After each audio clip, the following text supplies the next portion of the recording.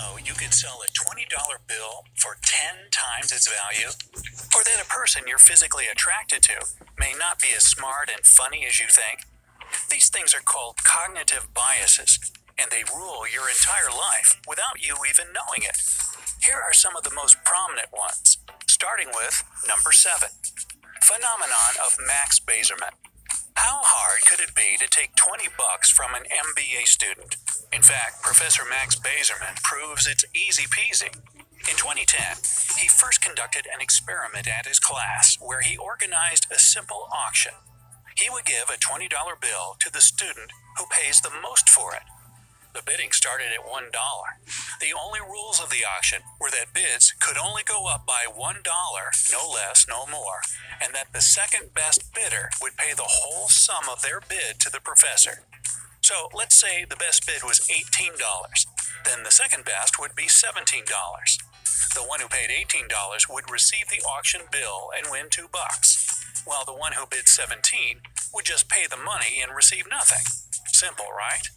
Well, at first the auction went as planned, but the stakes rose pretty fast, and soon the bids reached the nominal value of $20. A pause ensued, and then someone bid $21.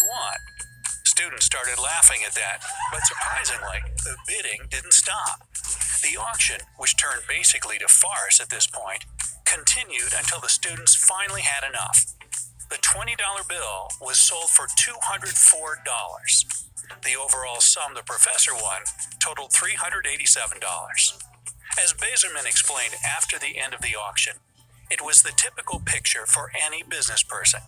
He conducted the same experiment with CEOs of major companies and still managed to sell the $20 above their face value. It all boils down to the fact that nobody wants to be the second bidder and lose money without winning anything back. So the auction continues until someone sees the fallacy and decides to stop the race. Sometimes, as you can see, it happens much too late. Number 6, decoy effect. Let's say you're at an electronics store choosing a new SD card for your camera. You see 2 options before you. One has the capacity of 64 GB and costs $15, and the other has a storage space of 128 GB but costs $30. There's an equal chance of you choosing either of them. Some will prefer greater capacity, while others will go for lower price. Which one would you choose, by the way? Let me know down in the comments. Okay, and now a third option appears. This SD card has the capacity of 96 GB, which is higher than the first but lower than the second. But its price is higher than both. It's $35.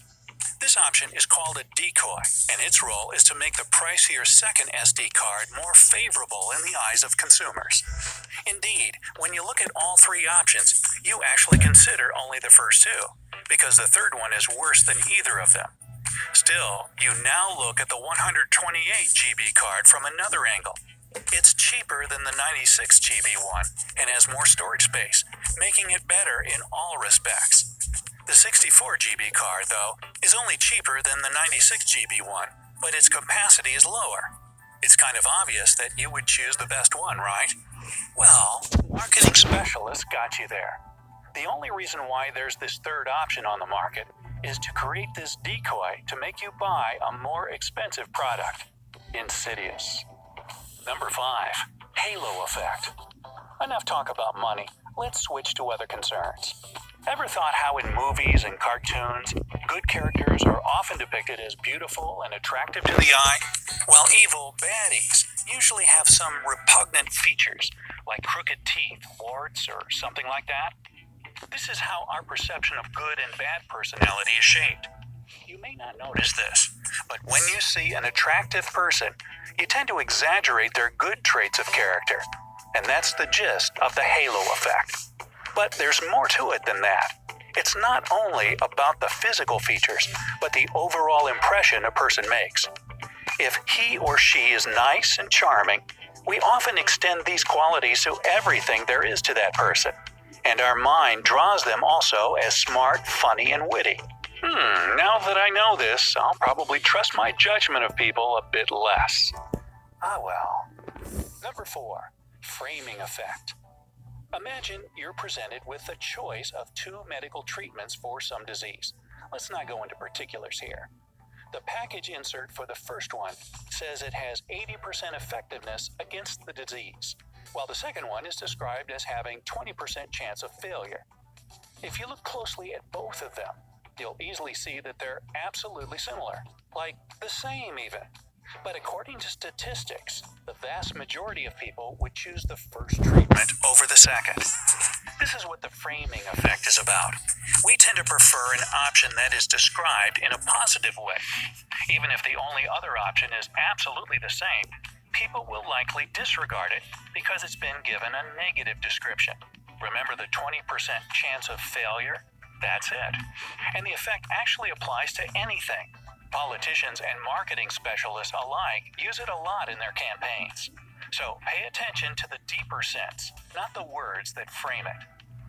Number 3, illusion of control.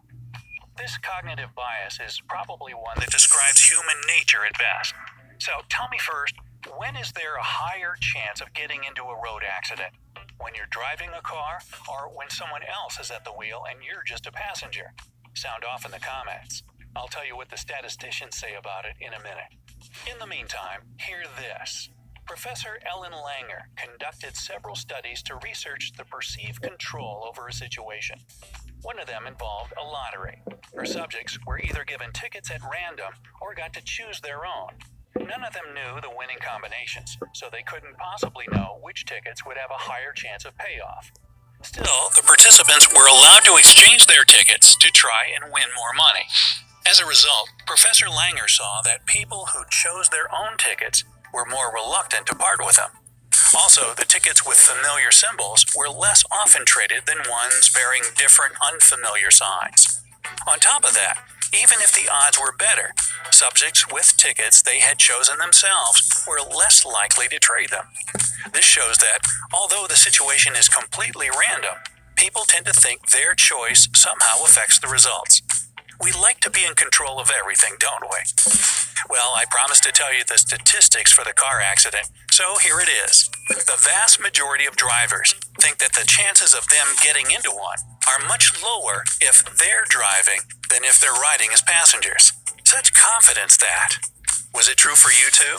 Give me a like if that was. Number 2, Dr. Fox effect. Don't get confused by the name, it's not after any doctor. In fact, quite the opposite. The experiment that gave this effect its name was conducted in 1970, when 2 speakers gave lectures to an audience of trained psychiatrists and psychologists. The topic was chosen specifically so that none of the trainees knew anything about it for the experiment to be valid. The catch was that one of the lecturers was a real scientist, while the other was an actor, Michael Fox, under the alias of Dr. Myron L. Fox, an Albert Einstein College of Medicine graduate.